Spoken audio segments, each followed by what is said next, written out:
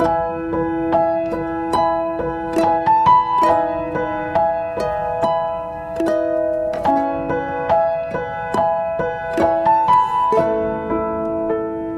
terima kasih buat pagi ini kami masih diberi kesempatan terus untuk mendengar firman-Mu, karena kami tahu bahwa firman Tuhan itulah kekuatan buat kehidupan kami menjalani hari-hari ini. Terima kasih Bapak. Tuhan Yesus, urapi bibir lidah hamba-Mu, berkati setiap telinga yang mendengar, biar semua kemuliaan ini kembali kepadamu di dalam nama Tuhan Yesus yang percaya berkata amin. Ya, shalom semuanya, tetap sukacita, tetap semangat ya menghadapi semua kehidupan. Kita percaya bahwa kita hari-hari ini hanya menjalankan apa yang firman Tuhan lakukan ya, ingin lakukan, karena senyatanya kenapa Tuhan taruh di hati saya untuk tetap menabur benih firman ya di masa-masa dari pandemi, karena memang senyatanya firman Tuhan itu adalah harta kita juga loh. Kompas yang paling bisa membuat hidup saudara sukses itu hari ini tuh hanya bertahan dengan percaya. Kalau kita percaya sama firman, artinya kita ini percaya kepada Tuhan, karena firman itu Allah sendiri. Dan kita percaya, waktu kita percaya kepada Tuhan, maka kita akan mendapatkan sesuatu yang benar-benar bukan perkara yang kecil-kecil saudara ya, karena rahasia firman ini dahsyat. Siapa yang hari-hari ini bisa memerdekakan saudara? Tidak ada selain firman. Siapa yang bisa memerdekakan hidupmu hari ini, perjalananmu dibuat berhasil dan beruntung, arahnya naik? Kita tahu ya, banyak orang hari-hari ini sudah capek, sudah lelah, sudah putus asa, sudah tawar hati. Saudara percaya orang hari ini kalau sudah capek, lelah, tawar hati, putus asa, itu iblis itu bersorak-sorai. Iblis itu tahu jelas, karena ketika kita hidup hari ini putus asa, supaya kita tidak melihat hari esok. Kita nggak lihat masa depan yang begitu indah yang Tuhan itu sudah sediakan ya. Itu sebabnya kita percaya, kemarin saya nobar ya, nanti Jakarta dan nobar ikut, bagus banget. Cerita itu bagus banget, apalagi kata-katanya Abraham ya. Saya begitu nangis melihat kesetiaan Abraham ini kepada Tuhan. Waktu dia mau mempersembahkan anaknya ya, ada kata-kata yang membuat hati saya itu, saya berkata, Tuhan, saya itu tidak ada apa-apanya ya. Abraham itu ditanya sama Ishak, kalau memang ya saya ini anak perjanjian, kenapa kok kamu mau bunuh? Kenapa kok Abraham itu tidak berteriak sama Bapak, sama Tuhan untuk melalukan semua cawan ini? Tapi Abraham itu menjawab saudara, ini jawabannya. Dia berkata, selama perjalanan waktu dia terima perintah Tuhan, itu setiap malam dia sudah menangis, dia minta kepada Tuhan, tapi Tuhan tetap pada prinsipnya, keputusannya itu tidak bisa dirubah. Tapi yang membuat Abraham itu keren, dia menjawab ini, diam itu adalah sesuatu yang jauh lebih baik. Hari-hari ini tidak ada kata lain. Yuk saudara, ngerti tidak ngerti, memang ikut Tuhan itu tidak masuk akal ya. Ikut Tuhan tidak masuk akal saudara. Saya sering ceritakan, saya itu 15 tahun waktu dalam keadaan rumah tangga baik-baik, saya punya pergumulan setiap hari. Karena saya nggak punya masalah, saya nggak punya pergumulan tentang apapun selain saya kepingin suami saya terima Yesus sebagai Tuhan Juru Selamat. Logikanya kalau kita berdoa yang baik, ekspektasi kita apa?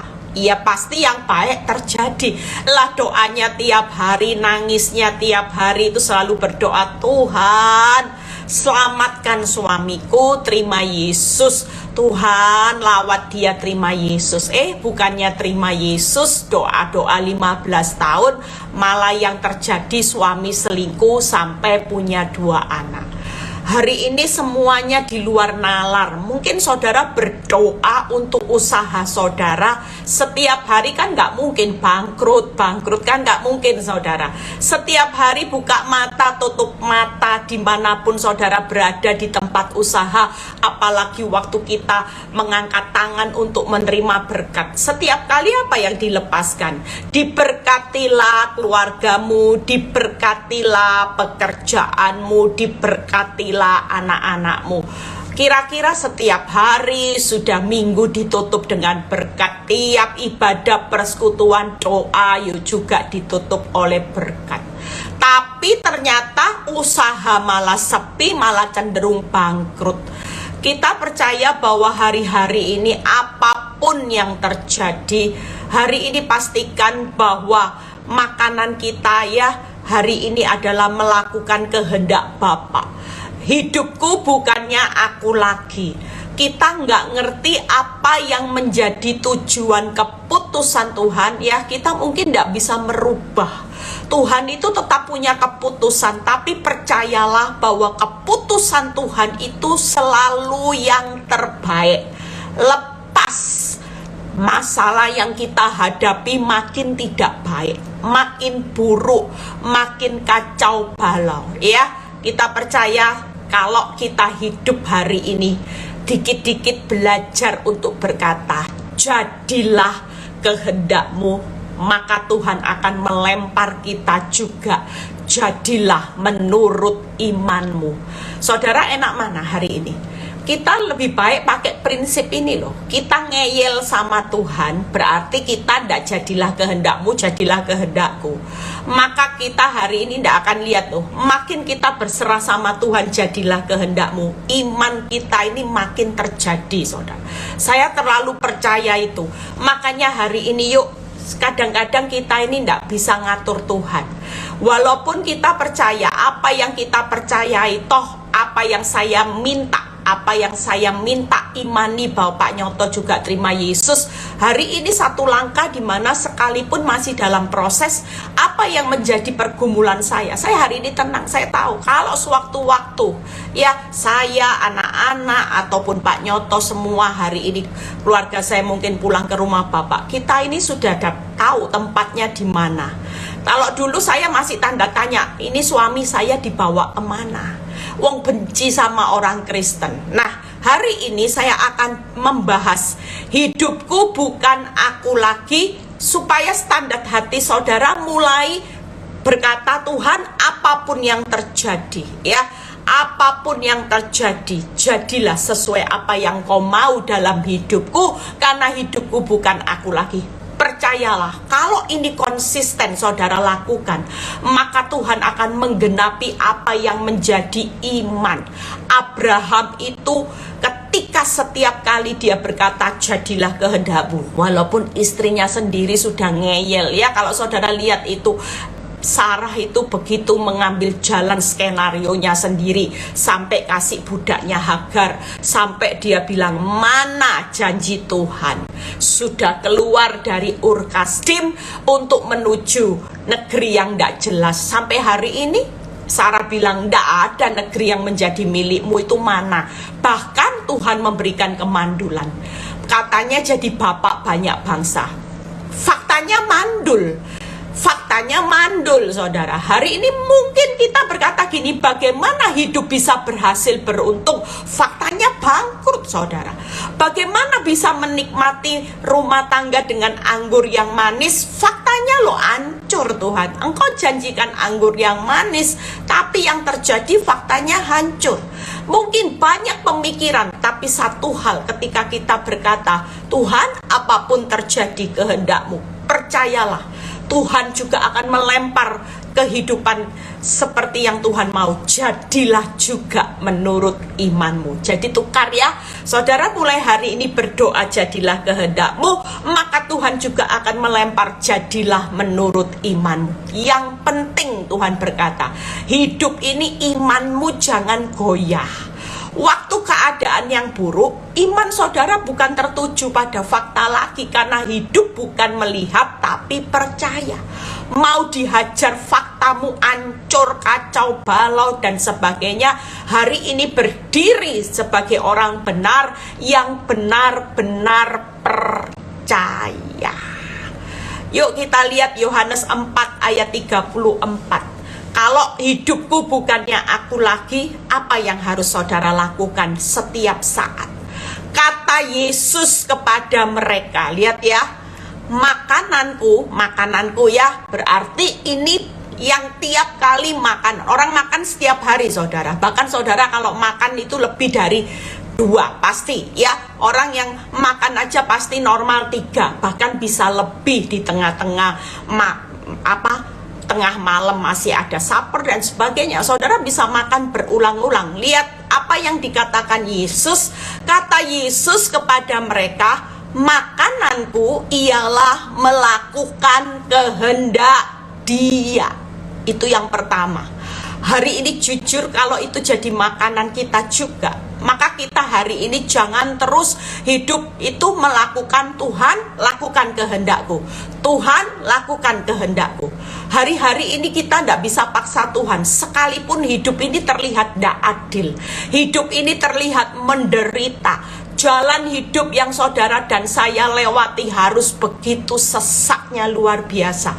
Tapi percayalah, hari ini yuk kita rajin untuk melakukan. Makananku ialah melakukan kehendak Dia yang mengutus aku dan menyelesaikan pekerjaannya. Banyak anak Tuhan, selesaikan kehendakku, selesaikan pekerjaanku. Bukan kehendak Bapak, selesaikan pekerjaan Bapak. Ini semua waktu zona nyaman, saudara abaikan.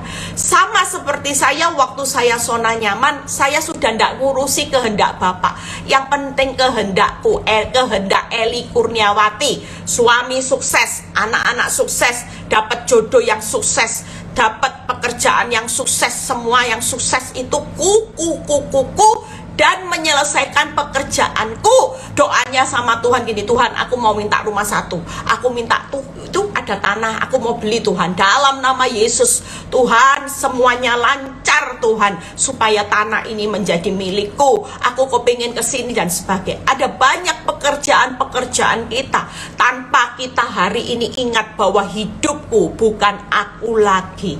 Kita percaya bahwa Rasul Paulus berkata, hidup ini adalah tentang Kristus. Kalau bukan aku lagi, berarti hidup saudara tentang Kristus. Ketika saudara egois, hidup hanya kejar ku dan ku, maka kita tidak akan melihat bagaimana jalan Tuhan itu. Kita tidak akan pernah lihat saudara. Yuk lihat berikutnya ya. Jadi yang pertama, makananku ialah melakukan kehendak Dia, menyelesaikan pekerjaan Dia yang mengutus aku. Buka Markus 10 ayat 39 ya. Markus 10 ayat 39. Jawab mereka ya. Ini peristiwa di mana murid bilang gini, bisa nggak aku duduk di sebelah kananmu ya di surga? Tapi Yesus menjawab, jawab mereka, kami dapat ya. Yesus jawab gini, bisa nggak kamu minum cawanku, apa yang aku alami? Dan murid-murid berkata, kami dapat. Dan Yesus berkata kepada mereka, memang kamu akan meminum cawan yang harus ku minum, dan akan dibaptis dengan baptisan yang harus ku terima. Jadi artinya gini, saudara percaya kalau Yesus aja berkata, kamu akan meminum cawan yang harus ku minum. Harus ku minum berarti cawan ini apa? Cawan penderitaan saudara. Hari ini 3 hal ini yang akan saya bahas. Kalau hidup kita bukan kita lagi, berarti segala sesuatu hidup ini tentang Kristus. Saya merasa dulu waktu Tuhan panggil hidup saya sebagai hamba Tuhan, saya kenapa mengabdi sama Tuhan itu totalitas, saya tidak mau beri ampas. Karena waktu hidup saya dipanggil Tuhan itu kepala 40 tahun saya mulai serius sama Tuhan, mulai memberikan waktu saya sama Tuhan untuk melayani Tuhan, bukan lagi hanya memberi ampas. tapi benar-benar mau memberi yang terbaik. Kenapa? Bukan karena saya kejar nama saya supaya wow Bu Eli di YouTube terkenal dan sebagainya, enggak. Itu salah besar saudara ya. Kalau saudara nuduh saya seperti itu, berarti saudara salah. Ini di hadapan Tuhan saya berkata, kenapa saya bisa totalitas sama Tuhan sampai orang bilang gini, Bu, nggak capek? Mbak saya di rumah aja bilang gini, Mbok ya istirahat, pelayanan itu dikurangi kek, dikit-dikit. Mungkin mama saya juga bicara seperti itu, tapi dalam hati saya, kenapa? 40 tahun saya sudah menyia-nyiakan waktu hidup saya hanya untuk perkara yang bukan perkaranya Tuhan, bukan kehendaknya Tuhan, bukan menyelesaikan pekerjaan Tuhan. Dan saya juga sudah minum cawan yang bukan cawan penderitaan yang harus dilewati oleh Kristus, karena hidup terlalu sepertinya zona nyaman.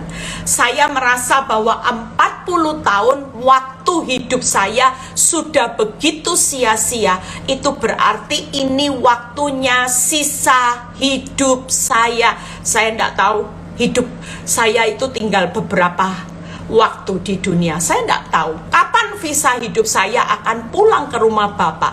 Tapi kalau usia kasih karunia 70 tahun, berarti lebih banyak yang sudah saya sia-siakan daripada saya hidup, yaitu berkata, hidupku bukannya aku lagi, tapi Kristus dalamku. Hidupku bukannya aku lagi, tapi Yesus dalamku. Jujur hari-hari ini saudara stres, tegang, depresi. Saudara coba, saudara ambil perenungan pagi ini supaya ketika kita menghadapi masa sukar, mental saudara bukan bayi rohani. Saudara akan jadi orang yang dewasa rohani, berkata, hidupku bukan aku lagi, tetapi Kristus yang hidup di dalamku. Artinya apa? Ya sudah Tuhan, sisa hidupku aku akan berikan buat Tuhan. Tuhan mau kehendak apa? Oke. Pekerjaanmu di depan untuk pelayanan aku harus selesaikan. Oke. Cawan penderitaan ini, duri dalam daging ini belum berlalu, tetap ada seperti Paulus sudah berteriak, Tuhan, Tuhan tolong ambil duri dalam daging. Tapi ternyata 3 kali dia berteriak, bahkan kesakitan itu tidak diambil. Malah Tuhan itu jawabannya jengkelin saudara ya. Kalau saudara lihat jawabannya sama Paulus apa? Cukup kasih karuniaku, justru di saat kelemahan mula kuasaku jadi sempurna. Mungkin saya bisa bayangin Paulus waktu dia berteriak gini, Tuhan ini tidak tahu rasanya sakitnya penderitaanku seperti apa. Kalau saudara baca Paulus ya, di beberapa orang yang bahas tentang Paulus, sakitnya Paulus itu bukan sekedar sakit biasa-biasa loh. Kesakitan dia itu sangat saudara. Bahkan kalau itu sakitnya itu sudah tidak di luar nalar ya, sampai mungkin berpikir bisa nyembuhin orang banyak, tapi dia sendiri tuh itu dia berpikir gini, keadilan Tuhan tuh mana? Saya ini sudah totalitas memberikan waktu, tapi Tuhan kenapa engkau ndak ambil duri dalam daging? Malah jawabnya cukup kasih karuniaku. Hari ini mungkin kita belum diberi jawaban, penderitaanmu tambah lama tambah berat, rasa sakit, menderita, air mata sudah kering mungkin karena terlalu banyak bercucuran. Tapi percayalah kalau kita berkata, hidupku bukan aku lagi, cukup nak kasih karuniaku kepadamu, melewati masa-masa sukar, melewati api, melewati sungai, arus sungai yang deras, engkau tidak akan dihanyutkan dan api itu tidak akan membakar hidupmu. Percayalah, itu janji Tuhan buat saudara dan saya. Hari ini standarnya 3. Apapun yang terjadi, yuk kita sama-sama jangan pernah memberikan ampas buat Tuhan. Hidup kita tidak tahu loh kapan terjadi ya. Ada kesaksian, ada seorang yang waktu pandemi, hari itu semua di lockdown, dia punya kemampuan untuk bermain musik yang hebat ya. Kalau nggak salah bermain apa, nggak tahu, bermain musik. Dan satu kali Hari itu semuanya berencana untuk membuat Zoom ya, karena semua di rumah. Dan seseorang pengurus bilang gini, yuk kamu kan punya kemampuan, kamu hebat, yuk melayani, yuk kita selama lockdown ini supaya banyak teman-teman kita yang diberkati, walaupun di rumah paling enggak mikiri masalah, enggak mikiri takutnya akibat efek pandemi, tapi kita hari ini mikiri yuk jiwa-jiwa pekerjaan Tuhan supaya banyak orang dikuatkan lewat pelayanan kita. Tapi singkat cerita dia menolak. Oh maaf ya, saya nggak melayani Tuhan dulu di masa pandemi. Mungkin karena dia juga stres ya. Dan singkat cerita semuanya sudah tidak bisa paksa. Kenapa dia tidak melayani Tuhan? Oh punya talenta yang bagus. Tapi ketika beberapa saat ya anak ini telepon, orang ini telepon pengurusnya, dia bilang, saya mau deh melayani Tuhan, bantu doa saya. Tiba-tiba dokter menvonis saya kanker dan stadium akhir. Dan beberapa saat orang ini sudah meninggal, saudara. Beberapa saat dia cuma bisa memberikan waktunya hanya sejengkal aja. Setelah itu dia pulang ke rumah Bapak. Makanya hari ini yuk, hidup ini sudah loh, benar-benar kalau saudara lihat kehidupan ini ngeri, saudara ya. Kemarin ada pendoa yang telepon saya bilang gini, Bu, Ibu lihat pemandangan hidup kita di masa yang akan datang ini ngeri enggak?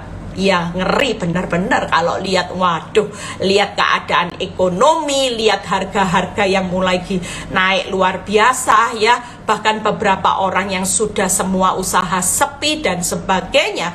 Kalau kita tidak gantungin sama Tuhan, gandol Gusti, ikut Tuhan, pegangan erat-erat yang jadi sumber, saudara mau kemana? Jelas loh firman Tuhan, saya tuh terlalu percaya, saudara. Kenapa saya tuh tidak pernah takut? Orang kalau bilang kamu ini sudah ukurannya bukan manusia, Eli, kamu ini kecil-kecil cabai rawit, kamu ini sudah tidak takut tantangan. Kenapa? Yang saya pegang dari awal itu Yohanes 15 ayat 4, kalau nggak salah ayat 5. Ayat itu selalu berbicara gini, di luar aku kamu tidak bisa berbuat apa-apa.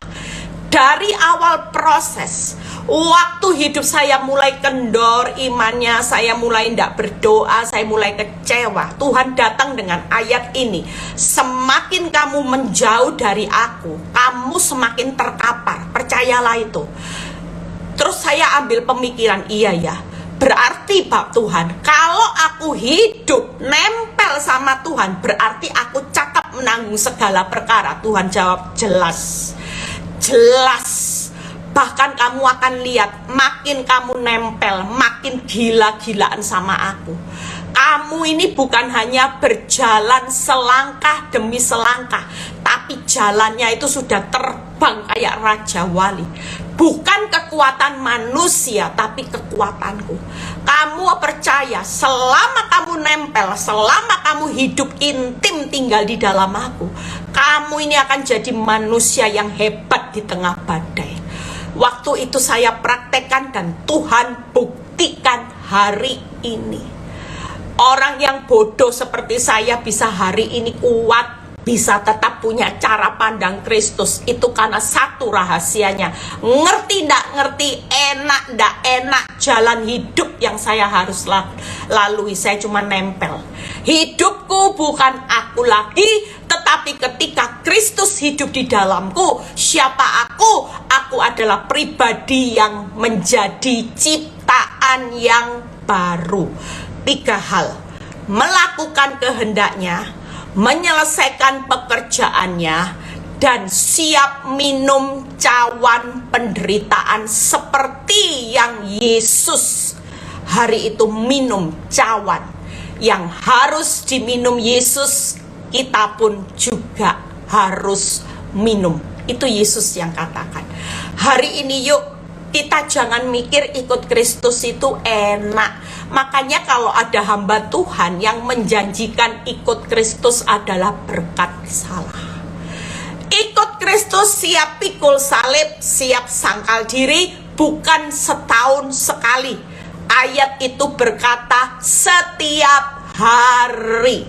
Tidak ada pilihan. Sekali kita mau ikut Kristus, harus ingat ketentuannya. Ikut Kristus dan prosesnya jadi satu paket.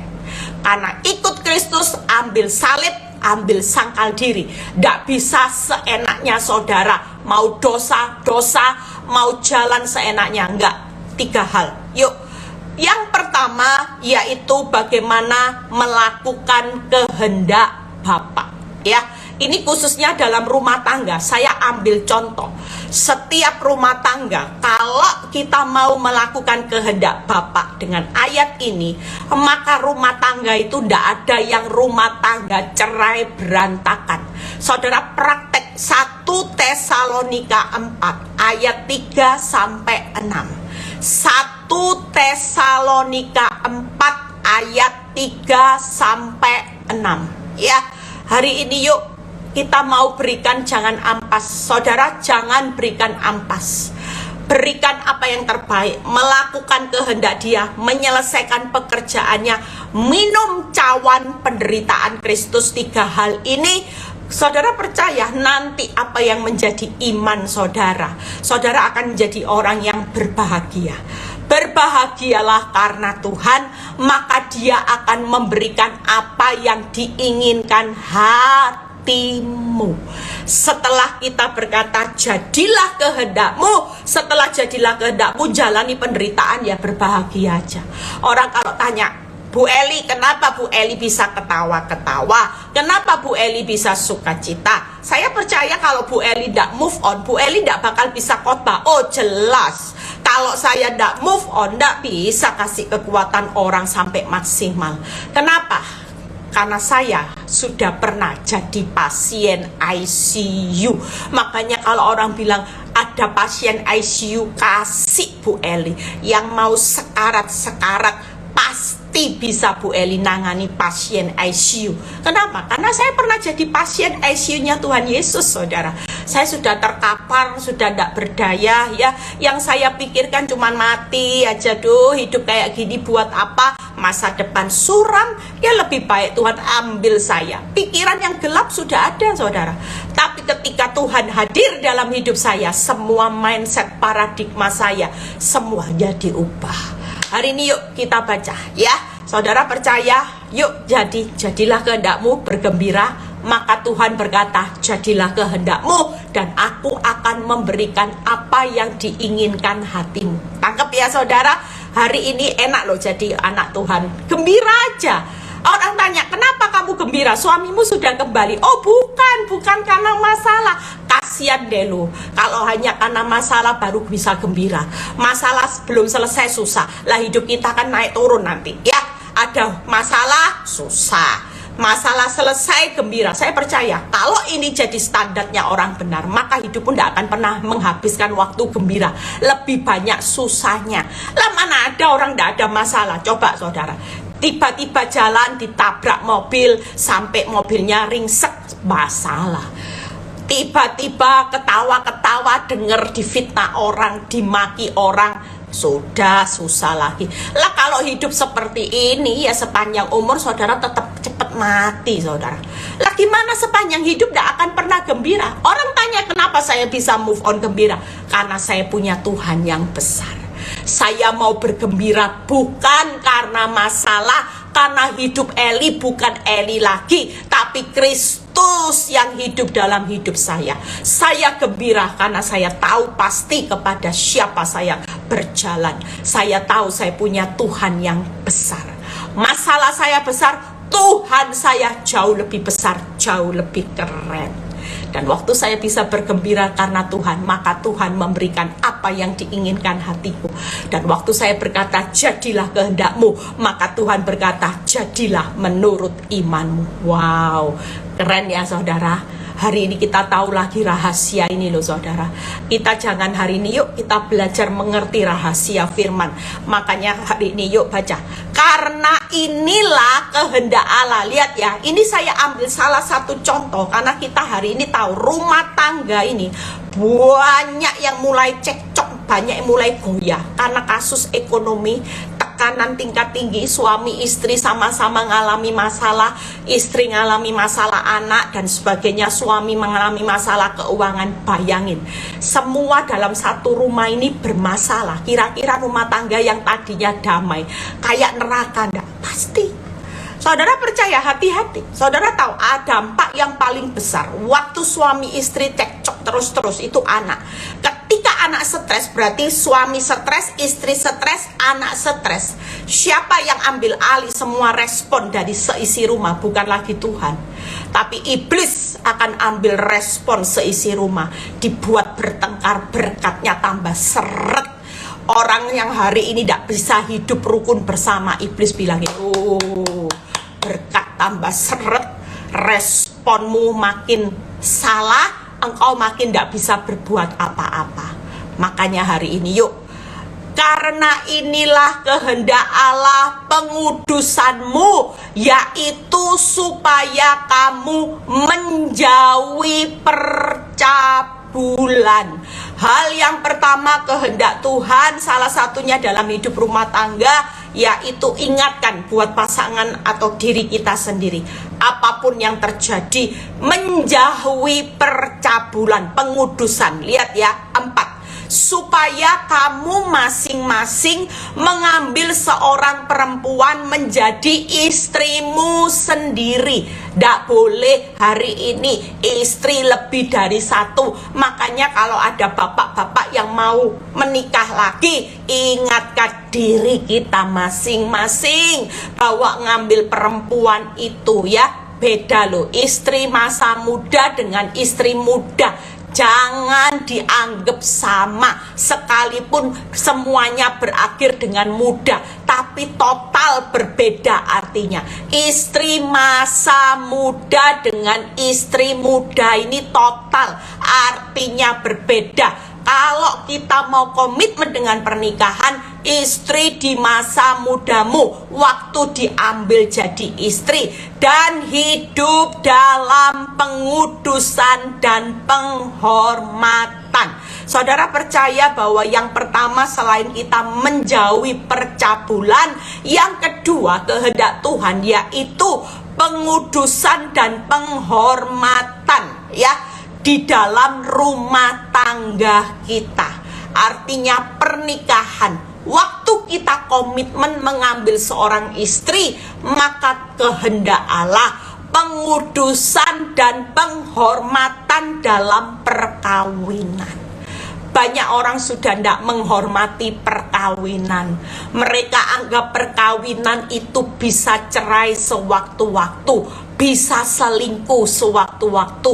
Bahkan ada pelayan Tuhan yang berkata, kalau sudah tidak cocok ya jangan dicocok-cocokkan. Ya tidak bisa, wong ini menyangkut hati. Lah kalau kita menyangkut hati, berapa banyak hari-hari ini manusia yang bisa cocok. Kalau mau cocok semua, ndak usah kawin daripada berbuat dosa. Ketika kita mengambil pasangan, ndak mungkin semua apa yang kita mau cocok semua. Itu sebabnya kita perlu kasih. Kalau kita tanpa berjalan dengan kasih, berjalan dengan ego kita, hanya pernikahan ya, saya miris loh hari-hari ini. Saya kemarin kumpul-kumpul sama beberapa orang, dia bilang gini, Bu Eli, hari-hari ini lihat ya, sulit seorang, apalagi pernikahan muda. Dia bilang, teman saya baru nikahkan anak 7 bulan Bu Eli, pestanya heboh, sudah minta cerai anaknya. Coba hari ini juga banyak Bu Eli, wanita-wanita, istri-istri, anak-anak muda yang menikah, sulitnya istri disuruh tunduk sama suami. Masing-masing punya ego. Kalau sudah ngomong sama mamanya, bilang apa? Mah, kalau dia tidak bisa ngalah sama saya suruh ngalah terus. Sorry ya Maya, mama jangan ikut campur, saya pasti gugat dia cerai. Tidak mungkin, ini pertaruhan hidup saya. Bagaimana pandangan anak muda sekarang, ngeri saudara, ngeri bener. Makanya saya ini bersyukur ya buat Tuhan sudah kasih. Waktu Tuhan bilang gini, kamu melayani aku melayani anak-anakmu. Ya, jujur anak saya sempat waktu saya pergi ke Amerika beberapa saat yang menikah, itu bisa kasih nasihat sama adiknya yang kecil. Dia bilang gini, Meme, ingat ya Me, kalau pacaran itu ya, karena adiknya sudah mulai pacaran, dia nasihati, yang penting itu jaga kekudusan Meme. Berikan sesuatu yang berharga itu buat suami kita ya. Kan Meme belum tentu pacaran jadi bisa putus, bisa apa. Makanya berikan sesuatu yang berharga milik kita itu buat nanti yang benar-benar menikahi kita di hari H dan malam pertama itu sesuatu yang berharga, kasih sama suami. Dan itu yang Tuhan mau. Saya waktu dengar itu saya berkata, Tuhan terima kasih ya. Biarlah kita percaya hari ini juga, kita yang sudah hidup dalam pernikahan, jangan anggap remeh loh pernikahan. Yang Tuhan mau kehendak Allah, kalau saudara baca, itu pengudusan, penghormatan, kasih suami-suami yang bilang tidak cocok, mau tidak cocok kok dicocok-cocokkan. Ayat ini saudara, tidak mungkin dari awal Tuhan sudah berkata ambil istri. Saat masing-masing itu seorang perempuan, hanya seorang, tidak boleh lebih dari seorang saudara. Yang namanya istri ya satu sampai maut memisahkan. Lihat ya, bukan di dalam ayat 5, bukan di dalam keinginan hawa nafsu seperti yang dibuat orang-orang yang tidak mengenal Allah. Orang dunia kawin cerai it's okay, tapi kita buat anak Tuhan, yuk jangan bertahan dengan harga diri. Hari ini kita bertahan aja, istri-istri khususnya ya. Mungkin bapak-bapak juga yang lagi dijolimi pasangan hidupmu. Kita bertahan setia. Kenapa? Karena kita mau melakukan kehendak Bapak dan menyelesaikan pekerjaannya. Dan kita mau minum cawan penderitaan seperti yang Yesus hari itu harus minum buat saudara dan saya. Amin saudara ya. Yang keenam, dan supaya dalam hal-hal ini, lihat ya, orang jangan memperlakukan saudaranya dengan tidak baik atau memperdayakannya, karena Tuhan adalah pembalas dari semuanya ini, yang seperti yang telah kami tegaskan, katakan dan tegaskan dahulu kepadamu. Hari ini kehendak Allah itu 3 hal. Yang pertama, menjauhi percabulan ya. Istri cuma 1 artinya jaga. Yang kedua, yaitu yang pertama komitmen terhadap pernikahan. Yang kedua, setia dan hormati pernikahan. Jangan selingkuh, jangan cerai, sudah setia ya. Hormati pernikahan. Yang ketiga, hidup dalam kasih, bukan dalam pembalasan. Coba kalau setiap hari rumah tangga seperti ini, kira-kira rumah tangga ini diam rukun bersama enggak di tengah goncangan? Jelas. Masing-masing pegang komitmen menjauhi percabulan. Apapun terjadi aku harus setia dan hormat terhadap perkawinan. Yang ketiga, aku harus hidup dalam kasih, bukan pembalasan. Kalau suamimu suka maki-maki kebun binatang, ndak usah dibales dengan kebun binatang, baleslah. Engkau suami yang baik, engkau suami yang luar biasa, aku sangat mengasihi engkau. Itu perkataan kita, tidak boleh balas maki. Bayangin kalau rumah tangga menerapkan prinsip kehendak Allah, maka saya percaya rumah tangga anak-anak Tuhan akan tetap diam rukun bersama, sekalipun ada pihak ketiga mau menggoncangkan ya. Yang suaminya sudah mungkin tidak pulang dan sebagainya, tetap lakukan, setia aja sama pernikahan. Saudara bukan bodoh menantikan suami yang tidak jelas, tapi hari ini kita setia karena kita mau melakukan kehendak Allah. Di 1 Tesalonika 4 ayat 3-6. Lihat ya ayat 7 dan 8 saya bahas sekalian. Allah memanggil kita bukan untuk melakukan apa yang cemar, melainkan apa yang kudus. Hari ini jangan kasih sisa ampasmu ya. 2 Dulu-dulu engkau tidak ngerti firman, hari ini sudah sungguh-sungguh. Yuk, jangan lakukan sesuatu yang cemar, yang kudus. Karena itu siapa menolak ini bukan menolak manusia, melainkan menolak Allah yang telah memberikan juga rohnya yang kudus kepada kamu. Jadi kalau kita sudah dengar firman ini, yuk yang sudah punya rumah tangga dijaga. Kalau kita menolak, maka kita menolak Tuhan loh saudara, bukan menolak manusia. Hari ini jangan pelit dalam pengampunan. Jangan setengah mengampuni, setengah membalas. Itu namanya ampas. Kalau totalitas sama Tuhan, tidak ada yang namanya pelit dalam pengampunan. Tidak ada orang mau balas. Yang terjadi adalah kita membalas kebaikan. Itu aja sudah ya. 3 hal ya, kehendak Bapak salah satunya menjauhi percabulan, setia hormati pernikahan, hidup di dalam kasih bukan pembalasan. Karena yang membalas nanti Tuhan. Nah, menyelesaikan pekerjaan Tuhan. Ya, 3 hal aja menyelesaikan pekerjaan yang jadi penilaian saudara dan saya sampai hari ini. Sudahkah kita bangun kerajaan Allah dan kebenarannya? Karena jelas firman di Matius 16 ayat 33, carilah kerajaan Allah dan kebenarannya, maka semuanya baru akan ditambah-tambahkan. Orang kepingin ditambah-tambahkan di masa sukar, ndak ada lain. Bukan pusing bangun kerajaan bisnis terus nanti tambah nyungsep saudara. Tambah terpuruk iya. Hidupmu hari ini sudah kacau. Yuk, apa sih rahasia firman? Kalau kita mau menikmati semuanya ditambah-tambahkan. Makanya orang benar itu keren. Orang berdosa susah payah mengikuti. Orang benar semuanya dalam perjalanan ditambah-tambahkan. Dunia dengan segala keinginannya dalam perjalanan dilenyapkan, habis, binasa. Tapi orang benar dalam perjalanan menuju hidup kekal bahagia selama-lamanya. Makanya kalau jadi orang benar, hidupnya stres, depresi, kasihan deh lu. Kita ndak ngerti firman. Loh, kita ini dalam perjalanan semuanya ditambahkan. Makanya kita sudah cari kerajaan Allah ndak? Hidupmu ini sudah nomor 1 ndak contohnya?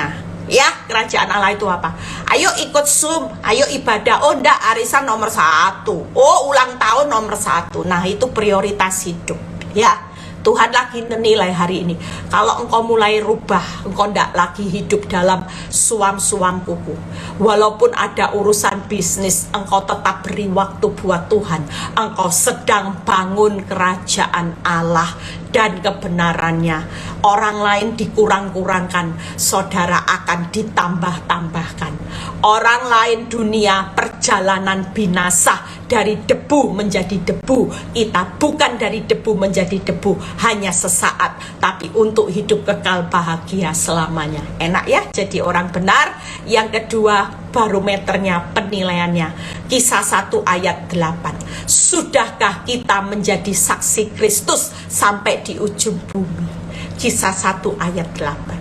Sudahkah hidupmu ini jadi saksi atau justru jadi batu sandungan? Saya dulu hidup zona nyaman jadi batu sandungan. Bu Eli baik tapi amit-amit sombong jahat. Hari ini yuk, kita ini adalah suratan terbukanya Kristus yang bisa dibaca setiap orang.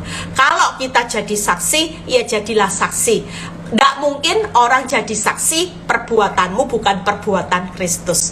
Orang yang mau jadi saksi Kristus, perbuatannya tiap hari harus perbuatan Kristus. Sabar, rendah hati, lemah lembut, semua.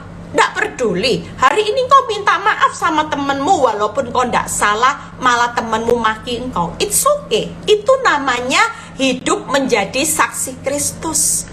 Kenapa saudara bisa berubah hari ini sekalipun dulu Bu Eli kalau saya tidak salah, oh tidak bisa saya minta maaf. Hari ini saya disuruh minta maaf, tidak usah disuruh-suruh, otomatis. Kenapa? Karena hidup saya bukan saya lagi tapi Kristus. Kalau tentang Kristus saya harus jadi saksinya. Nggak mungkin tentang hidup saya lagi yang ego, saya merasa tidak salah, harga diri saya pegang terus, enggak. Harga diri sudah saya lepasin, saya juga belajar. Harga diri sudah bukan harga mati. Yang saya hari ini hidupku bukan aku lagi. Kristus adalah harga diri saya. Kalau dia mengajarkan saya untuk selalu rendah hati, lemah lembut, maka wajah saya akan tersenyum terhadap siapapun yang menyakiti hati saya. Ya, jangan takut saudara hari ini, yuk lakukan. Jangan berikan ampas, sudahlah. Hidupku bukan aku lagi. Tuhan berikan hidup kita totalitas, bukan ampas lagi ya. Karena hidup ini semakin singkat saudara, semakin singkat ya. Kemarin saya dengar orang mau masuk rumah sakit aja sudah antri, rumah sakit penuh, semua penuh. Saudara, hari-hari ini hidup ini sudah tidak tahu batasannya ya. Bencana ada di mana-mana. Orang dalam perjalanan, kemarin saya diceritain mbak saya, ada loh orang katanya hanya keluar dari trotoar hanya karena dia kehilangan keseimbangan. Itu serem katanya, kepalanya ditindes trailer sampai pecah, penyet kepalanya. Aduh, saya bilang, aduh serem banget ya. Padahal enggak sakit, enggak apa, hanya keluar terus keseimbangannya nggak ada, dia terpleset ke kanan, pas ada truk trailer, kepalanya penyet, mati seketika. Lah, kita hidup ini benar-benar antara mati dan hidup ini nggak tahu. Yuk, selama ada masih kesempatan nafas hidup, kita mau beri yang terbaik. Hidup ini adalah kesempatan, hidup ini untuk melayani Tuhan. Jangan sia-siakan waktu yang Tuhan beri. Hidup ini harus jadi berkat. Sudah enggak itu? Jadi saksi, bangun kerajaan Allah dan kebenarannya. Yang ketiga, kalau mau menyelesaikan pekerjaan Tuhan, yaitu jadilah penyembah dalam roh dan kebenaran. Ya, nggak bisa nggak jaga hati. Orang kalau siap jadi penyembah dalam roh dan kebenaran, kita semua harus jaga hati. Orang yang nggak bisa jaga hati, mimpi bisa jadi penyembah. Karena Tuhan lagi cari penyembah-penyembah yang hidup di dalam roh dan kebenaran. 3 hal, kerajaan Allah kebenarannya, saksiku sampai di ujung bumi. Yang ketiga adalah penyembah dalam roh dan kebenaran. Amin. Kehendak Allah tadi apa? Rumah tangga, percabulan dijauhi, setia dan kudus dalam pernikahan. Yang ketiga, hidup dalam kasih, bukan dalam pembalasan. Yang terakhir ya, Kisah 14 ayat 22 ya. Jadi minum cawan penderitaan itu yang pertama, pikul salib, sangkal diri setiap hari. Itu jelas ayatnya kalau nggak salah di Lukas 9 ayat 23 ya. Saya inget tapi ya agak lupa. Lukas 9 ayat 23 itu ada ayat pikul salib, jika engkau mau mengikut aku, pikul salib, sangkal diri setiap hari ya. Yang kedua, Kisah 14 ayat 22, minum cawan penderitaannya Kristus itu gimana? Di tempat ini mereka menguatkan hati murid-murid dan menasehati mereka supaya mereka bertekun di dalam iman dan mengatakan bahwa untuk masuk dalam kerajaan Allah kita harus mengalami banyak sengsara. Banyak sengsara itu salah satu cawan di mana kita mengikut Kristus. Kalau menjadi pengikut Kristus ya harus meminum cawan yang Kristus minum, yaitu sengsara yang kedua. Yang ketiga, 2 Timotius 3 ayat 12. Setelah ini selesai. 2 Timotius 3 ayat 12. Memang setiap orang yang mau beribadah di dalam Kristus Yesus akan menderita aniaya. Wow. Loh Bu Eli, ndak enak. Tenang. Oh, jangan mikir sengsara, aniaya, mikir pikul salib, sangkal diri. Tuh lah, hidup ikut Kristus itu mana bahagianya? Oh jelas, waktu kita bisa rela minum cawannya Kristus ya. Percayalah, saya waktu rela, saya ngalami kebahagiaannya itu beda saudara ya. Orang mikir kebahagiaan yang saudara nikmati itu waktu masalah selesai.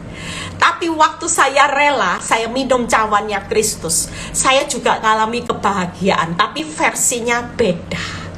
Bahagia saya justru hari ini lebih bahagia.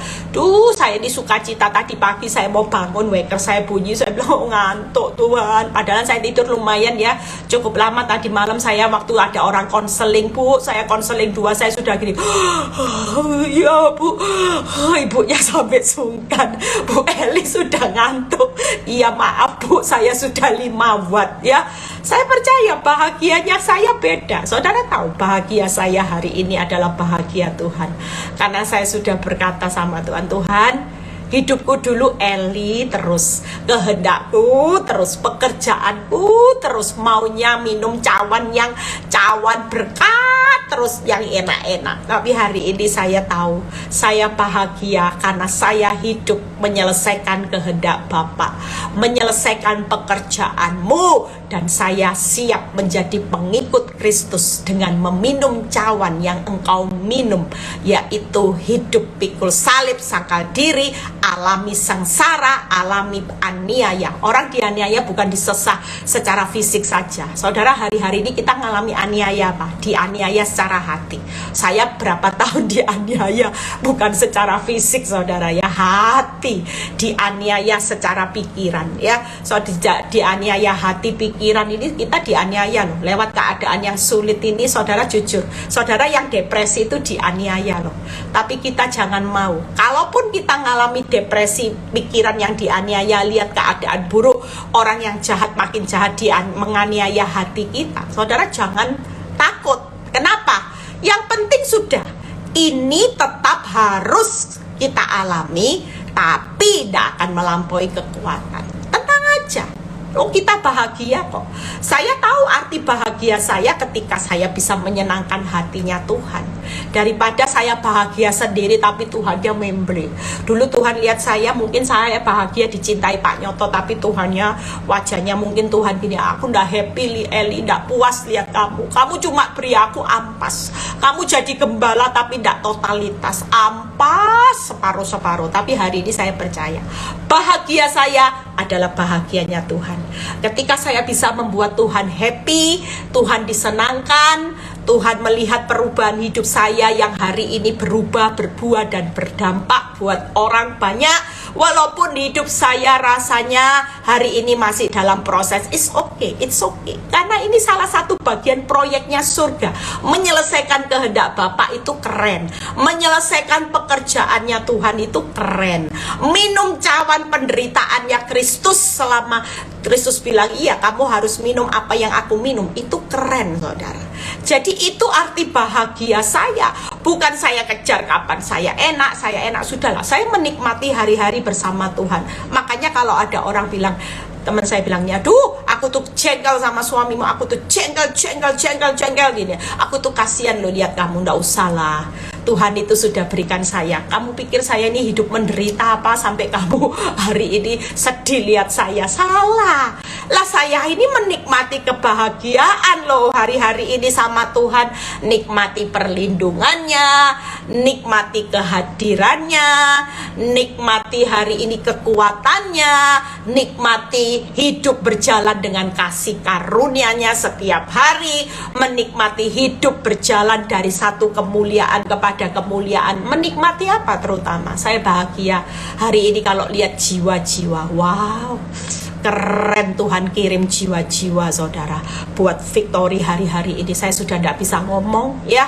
Ada kesaksian nanti minggu depan ya. Nanti hari Rabu, besok Rabu ada kesaksian yang bagus dari seorang yang tidak suka Kristus ya, benci orang Kristen, bisa terima Yesus. Nanti dengarin Rabu ya.